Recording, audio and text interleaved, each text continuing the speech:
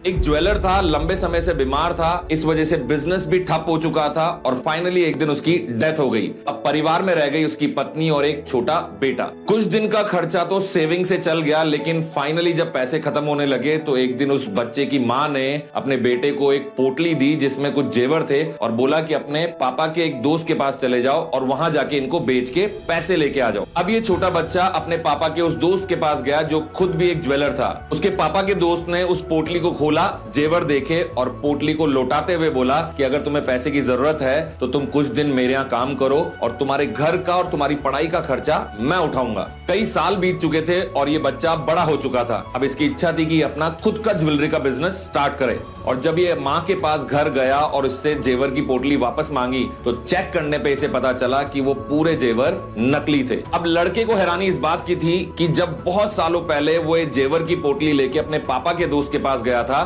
तो उन्होंने क्यों नहीं बताया कि ये जेवर नकली हैं। उत्सुकतावश वो अपने पापा के दोस्त के पास, जहां उसने काम सीखा सालों तक, वापस गया। जब उसने अपने पापा के दोस्त से पूछा कि आपने मुझे बताया क्यों नहीं कि जेवर नकली हैं, तो उन्होंने मुस्कुराते हुए जवाब दिया कि अगर मैं उस दिन तुमको ये बता देता कि ये जेवर नकली हैं तो तुम्हारी उम्मीद टूट जाती और तुम मेरी मदद भी स्वीकार नहीं करते। तो याद रखिए दोस्तों, समय सबसे बड़ा टीचर है। कई सारी चीजें हमें समय आने पे पता चलती हैं, हम उसकी लर्निंग्स के थ्रू अपने जीवन में आगे बढ़ते हैं।